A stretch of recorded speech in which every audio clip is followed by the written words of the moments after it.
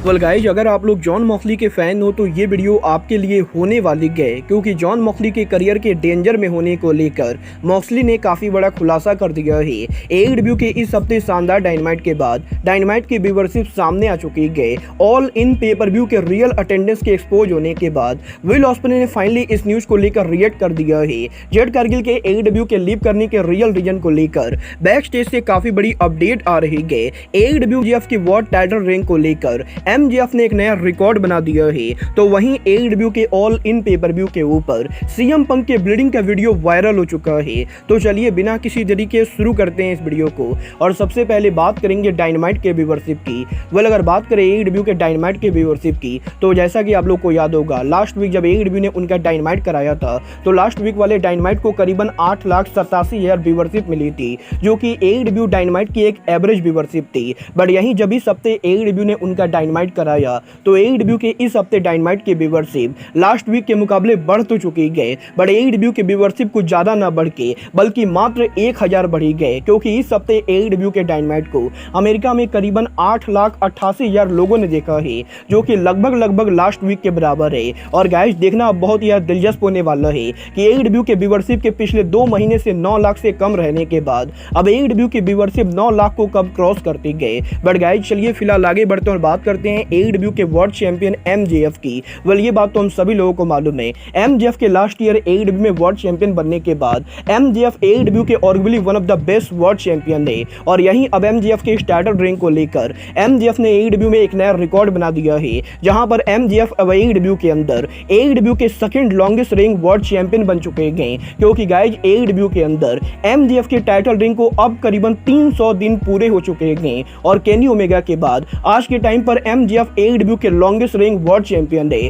क्योंकि Kenny Omega का एडब्ल्यू में टाइटल रैंक करीबन 347 दिनों तक चला था। और बेसिकली अगर यहां पर 1.5 महीने और एमजेएफ वर्ल्ड चैंपियन रहते गए तो एमजेएफ केनी ओमेगा रिकॉर्ड को भी ब्रेक करने वाले गए। वेल, अब ये तो आने वाला टाइम बताएगा कि एमजेएफ केनी ओमेगा के रिकॉर्ड को ब्रेक करते हैं या नहीं। पर गाइस, जहां तक बात रही रिकॉर्ड को ब्रेक करने की, तो ये बात तो हम सभी लोगों को मालूम है। एडब्ल्यू के ऑल इन पेपर व्यू के फेक अटेंडेंस नंबर को बता के टोनी खान ने ऑल इन के रेसलमेनिया के अटेंडेंस रिकॉर्ड को ब्रेक करने को लेकर बात की थी। और अब जबकि एडब्ल्यू के ऑल इन पेपर व्यू पे रियल अटेंडेंस नंबर एक्सपोज हो चुका है, तो गाइस यहीं इस हफ्ते एनजेपीडब्ल्यू सुपरस्टार विल ऑस्प्रे ने इस पूरे मामले को रिएक्ट किया है। वेल, ये बात तो मैंने आप लोग को ऑलरेडी बताया है कि एडब्ल्यू के ऑल इन पर ऑस्प्रे के कंपीट करने के बाद और एडब्ल्यू के ऑल इन पर ऑस्प्रे के जेरिको को बीट करने के बाद विल ऑस्प्रे ने इस हफ्ते उनके बॉडी के ऊपर एक नया टैटू बनवाया था, जहां पर बेसिकली ऑस्प्रे इस टैटू के अंदर एडब्ल्यू के ऑल इन पेपर व्यू को ट्रिब्यूट दे रहे थे। और ऑस्प्रे के इस टैटू के अंदर विल ऑस्प्रे ने उनके बॉडी पे ये चीज मेंशन किया है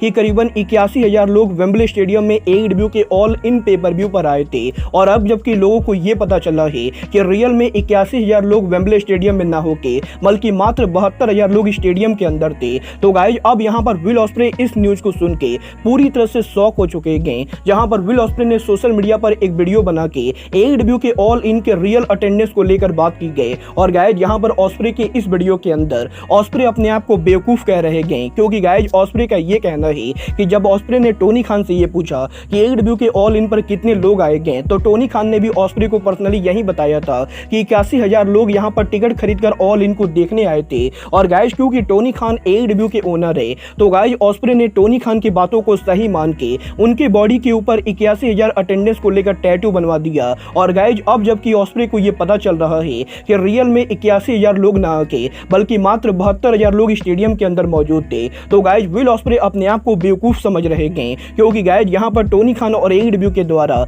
विल ऑस्प्रे को फर्जी न्यूज देने की वजह से विल ऑस्प्रे ने अपने बॉडी के ऊपर फेक टैटू बनवा लिया है। और विल ऑस्प्रे के इस टैटू के अंदर विल ऑस्प्रे अब जिंदगी भर लोगों को ये बताएंगे कि ऑल इन पेपर व्यू के ऊपर 81,000 लोग मौजूद थे।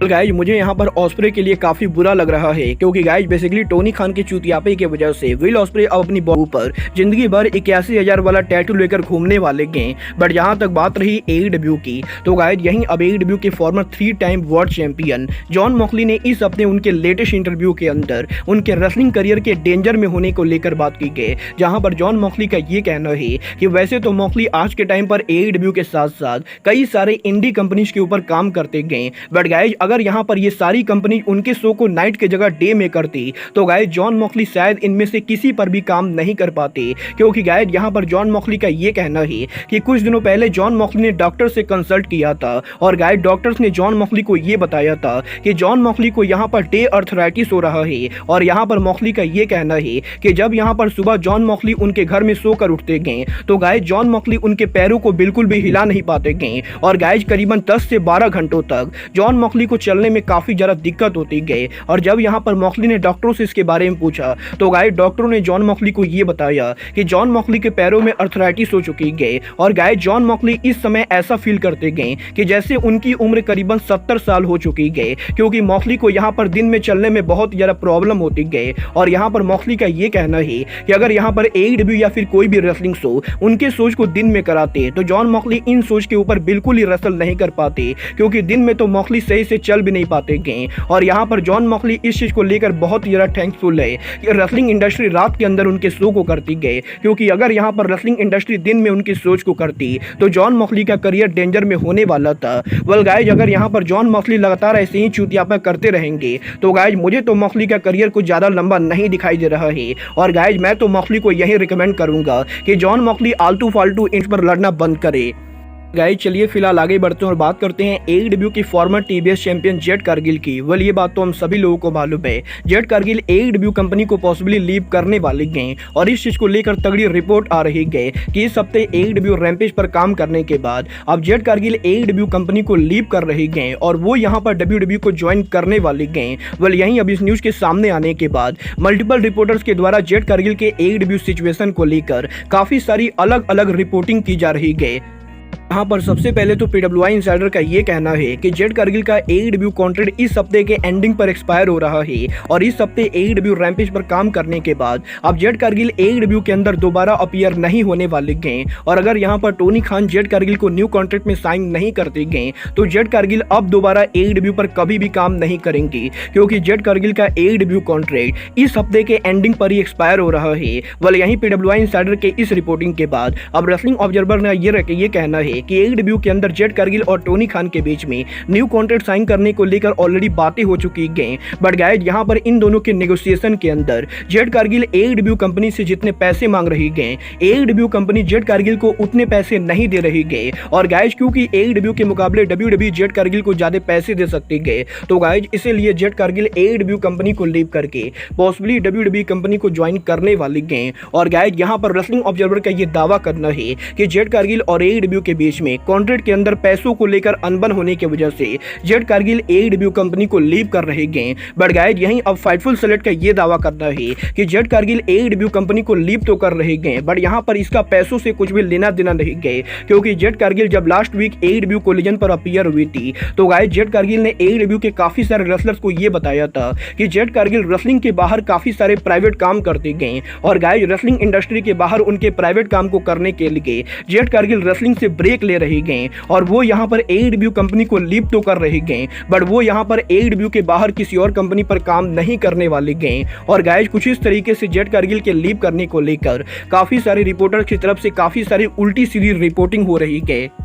अब ये तो आने वाला टाइम बताएगा कि जेड कारगिल सच में AEW कंपनी को WWE के लिए लीव कर रहे गए या फिर जेड कारगिल AEW और रेसलिंग को क्विट करने वाले गए। बट जहां तक बात रही रेसलिंग के क्विट करने की तो यहीं अब CM पंक के AEW से बाहर जाने के बाद CM पंक के AEW में आखिरी मैच को लेकर एक बहुत बड़ा वीडियो वायरल हो रहा है। वेल ये बात तो हम सभी लोगों को मालूम है, AEW के ऑल इन पेपर व्यू पर CM पंक ने समोआ जो को फेस किया था और गाइज इन दोनों के इस मैच के दौरान CM पंक मैच में बुरी तरह से बस्टेड ओपन हो गए थे, जहां पर CM पंक का काफी सारा खून गिर रहा था। और गाइस क्योंकि AEW और रेसलिंग इंडस्ट्री के अंदर बहुत सारे मैचेस के अंदर रेसलर उनके ब्लड लॉस करते गए तो गाइस बहुत सारे मन के लोगों के मन में ये सवाल होता है कि क्या रेसलिंग मैचेस के अंदर जो ब्लीडिंग होती गए वो ब्लीडिंग यहाँ पर रियल होती गए। वेल यहाँ पर AEW के ऑल इन पेपर व्यू के ऊपर CM पंक वाले मैच को लेकर एक वीडियो वायरल हो रहा है, जहां पर बेसिकली इस वीडियो के अंदर CM पंक AEW के अनाउंसर टेबल के नीचे हमें यहाँ पर अपने आप को ब्लेड से काटते हुए दिखाई दे रहे हैं। और गाइस बेसिकली इस वीडियो के जरिए ये पता चल रहा है कि रेसलिंग इंडस्ट्री में मैचेस के अंदर रेसलर अपने आप को कैसे बस्टेड ओपन करते गए। और जैसा कि आप लोग इस वीडियो में क्लियरली देख सकते हो, इस वीडियो के अंदर सीएम पंक एक ब्लेड को लेकर बार बार उनके हेड के ऊपर अटैक कर रहे गए, जिसकी वजह से सीएम पंक का सिर फट जाता है। और इसके बाद टीवी के ऊपर लोगों को ऐसा लगता है कि समोआ जो कि सीएम पंक को अनाउंसर टेबल पर पटकने की वजह से सीएम पंक बस्टेड ओपन हो गए। और गाइस यहाँ पर अब इस वीडियो के सामने आने के बाद ये वीडियो सोशल मीडिया पर काफी ज्यादा वायरल हो रहा है और काफी सारे फैंस को फाइनली अब ये पता चल रहा है कि रेसलिंग इंडस्ट्री में रेसलर मैच के अंदर ब्लीड कैसे करते गए। वेल गाइस, आप लोग इस वीडियो को लेकर क्या कहोगे, आप लोग मुझे कमेंट करके बताइए। बट गाइस, अब आज के इस वीडियो में बस इतना ही। मैं मिलता हूँ आपसे अपने अगले वीडियो में। बट गाइस, तब तक के लिए goodbye, good night and bang.